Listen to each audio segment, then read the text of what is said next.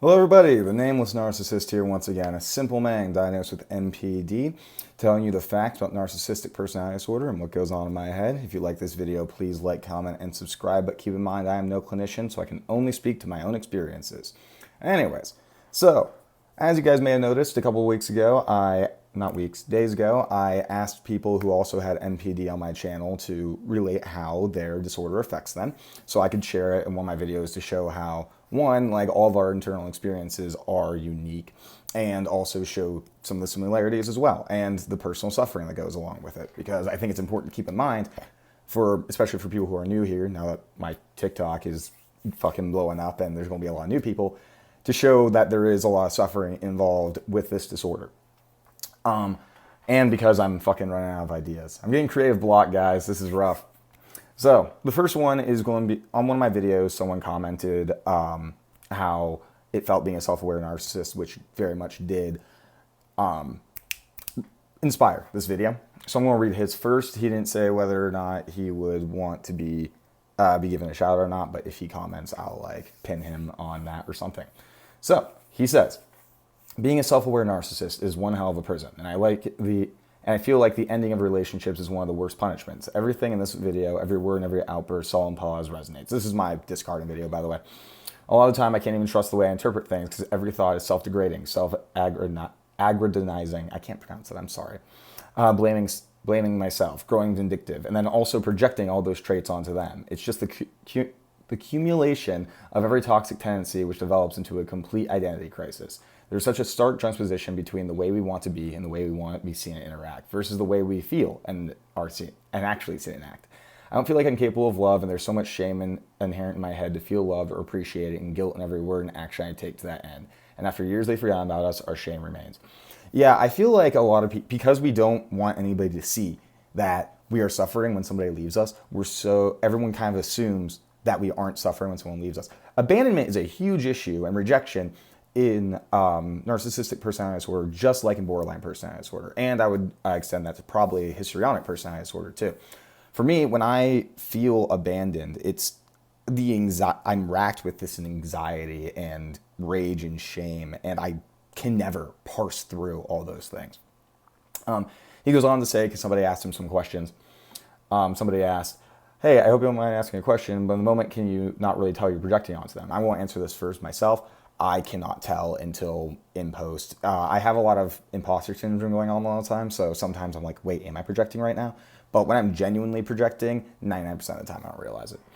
And he says, I assume every thought I have about people's intentions or motivations is a projection, if it's not something they have explicitly stated. And even if it is stated, I often assume they're lying or manipulating me. It always circles back to the person who really matters. I assume he means the person who really matters being him. But yeah, I have an issue like this all the time. I read so much into everybody's words and stuff, assuming that they have some kind of goal in mind. And, he actually gets into some of this a little bit more. This person asks, so you can never truly believe someone actually cares about you? And he replies, man, that's tough to answer. I understand that other people can care about people and love them, but if it's being directed at me, I assume they're lying or saying they're doing things along those lines to manipulate me. Or they're just misinterpreting other feelings like lust or admiration for love. I really haven't ever believed anybody who's told me they love me, though. After all, they don't know the real me, so how could they love me?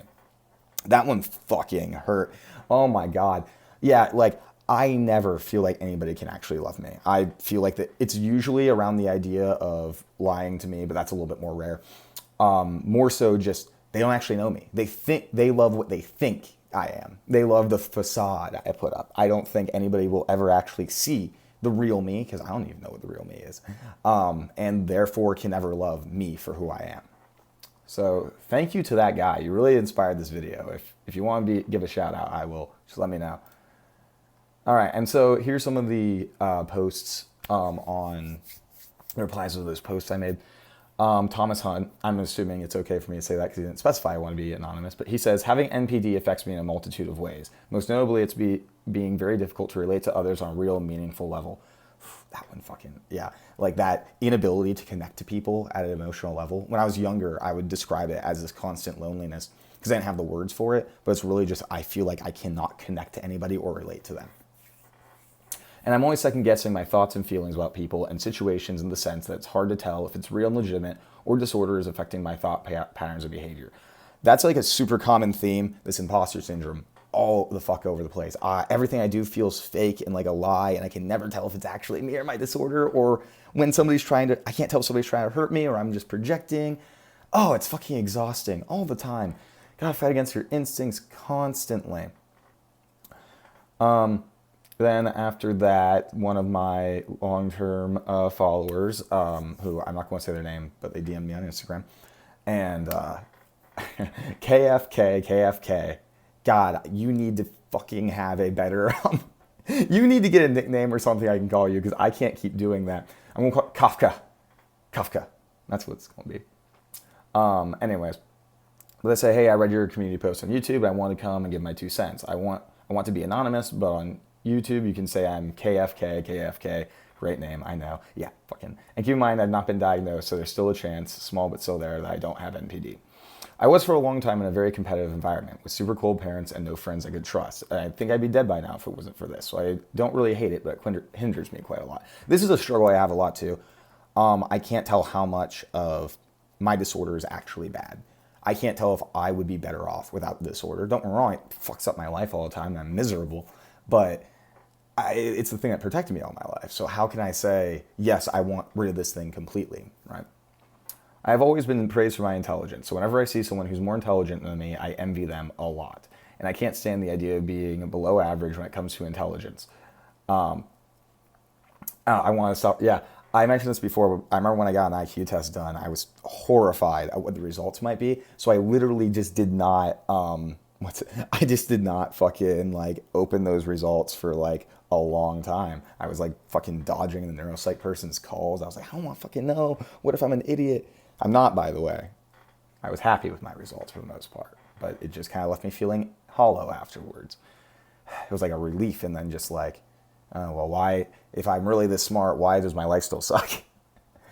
Anyways, but of fucking course, I'm feeling like shit. I'll think I am, and I have to show and I have to show myself I'm not, no matter what it takes. For example, I learned a lot of French from scratch in span 1 month because I couldn't stand the thought of only, in quotes, knowing 2 languages.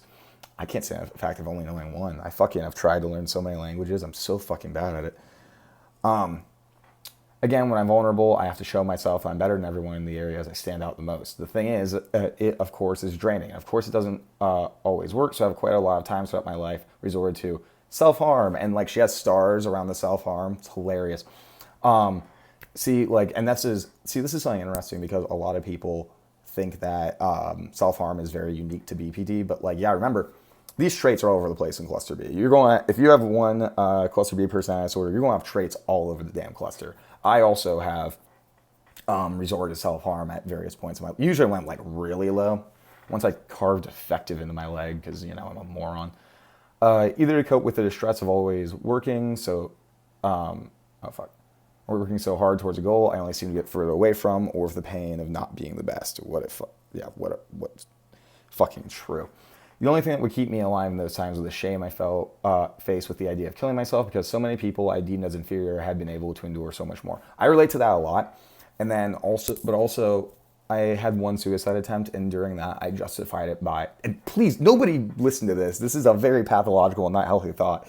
I'm kind of hesitant to even say it, but I always rationalize it as like, your most base instinct is survival. And so that's like one of the hardest things that you can do. And if you can do that, then like, that is like the ultimate show of will over yourself. Nobody listened to that. That's wrong, but that is how I rationalized it. The feeling of emptiness is also super annoying. Annoying is a funny term for that. The only thing and also studying biochem doesn't exactly help with feelings of inferiority. There are a lot of extremely intelligent people there, and I'm objectively way below their level. This is something I struggle with a lot too. Getting into social groups and situations where I'm not objectively the best in my mind fucking destroys me. I'm ravaged by shame. When it comes to social relationships, I'm super utilitarian. And I feel no platonic attachment. The almost complete lack of empathy puts me in quite an awkward situation. I can't stand rejection and even perceived rejection. Same. I get into a very unhealthy headspace, and I need to go out because I truly fear for what I will do to myself and nobody there to stop it. The times I've stayed in were not pretty. I really struggle with like being alone, period. I am, and and like if anything's going on, I'm so afraid that like the people there are either going to shit talk me or not like me anymore if I don't show up for like any social event. I literally can't say no to them half the time. Oh, and also have anger issues. I just take it out on myself. Again, not pretty. Now I try to get out, call a friend I have who doesn't judge me because he's quite similar in that aspect.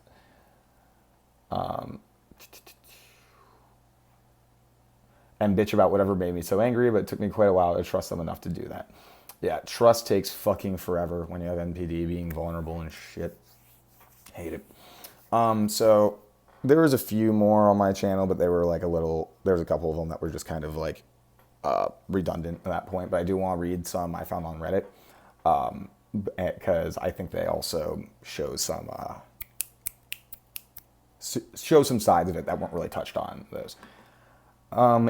This man said, you yearn for the top. You want the recognition you deserve, but you're forever second, bitter, anger, envious. Why bother if you can't be the best? You try to adapt to an average life. Your world is empty, colorless. Everything is muted. You can't be happy like this. Alienation. You can't fit into anything. You also can't afford to give up on everything. That would be the only thing left to mark yourself as a complete failure. You can't afford to be forgotten. It doesn't matter how much anger it will take. It doesn't matter how stressful it is. You are made to reach the top, to be unique, to be superior. And that's when the grandiosity kicks in. You feel good about yourself. Your power is endless, but there's something not fitting into that picture. You're anxious. You can't define your anxiety. Did I do everything right? One false step and you fall. You can't afford to fall. Like, this is something that a lot of people forget about grandiosity because it's so interesting. Because yes, I genuinely believe I'm better than everybody when I'm in a grandiose state. But at the same time, there's like this anxiety behind it. Like, I know it's going to go away. I know it's not quite true. It's fucking awful. You don't even know why you're on this ride. You can only go forward. The only path suited for you. Or you can't get off the ride, but there's nothing. Or you can get off the ride, but there's nothing for you. Very dramatic, but yeah, like all of that resonated with me for the most part. Ugh, it sucks. This person said, feel like a god and then shit when you see others doing better than you. Yep. Feeling empty inside. Yep. Trying to look in front of people you consider important. Yep. Using your appearance to get what you want. Yep. Depression, dissociation. Yes, and maybe dissociation. I can never tell if I'm dissociating. There's a couple times I'm like, I think I was, but I can't tell for sure. Finding weird things or people to control and be obsessive about, using people and for their resources and leaving them when they deliver. And I want to point out, if it's my friend, I never use them for like physical resources. It's more so for like emotional support or admiration. And then I feel like because of my self-sacrificing, self-enhancement, I do all these things for people so they'll like me better. And then when they fail to return that, I get resentful and bitter and often cut them out.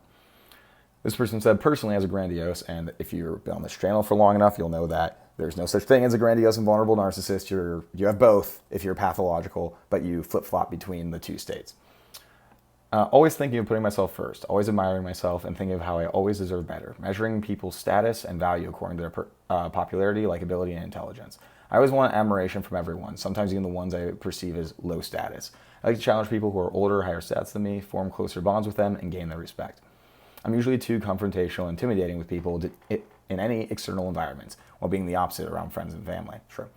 Even though I never show it, but I take a lot of things personally. Yeah, true. Yeah, like fucking if you insult a narcissist and like a true pathological one, yeah, you fuck them up. My roommate went right outside my door and I literally punched my chair because I was so pissed off. Every time. I swear to God. Anyways. Sometimes I like to see people in mental pain, not necessarily caused by me, but just for relief and to feel good about myself. Weak people who don't try to improve literally disgust me, while I respect the ones who actually put effort into being better ones, even if they don't necessarily succeed.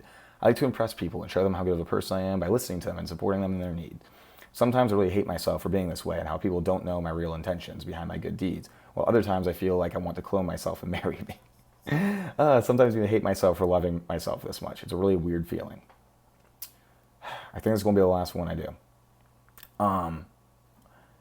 Actually, this person said, even though I'm diagnosed, I don't actually know how to describe my personal experience. Sometimes I feel good about myself and then everything is all right. Ask for professional help because of anxiety, depression, and alcohol abuse, but I still have no awareness of NPD.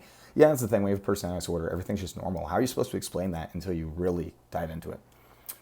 All right, last one. Constantly being afraid of others because they can reject you. At the same time, hating others, nitpicking their character and personality, always finding fault in people. True.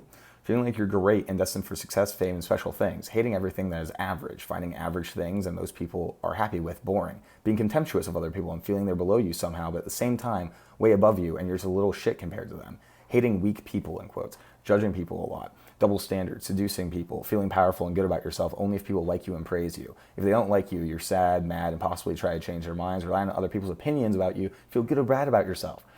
Being afraid everyone's out to get you, taking everything too personally, not interested in other people's emotions, feeling bored when they speak, etc. At the same time, being jealous that they're happy, content, or calm.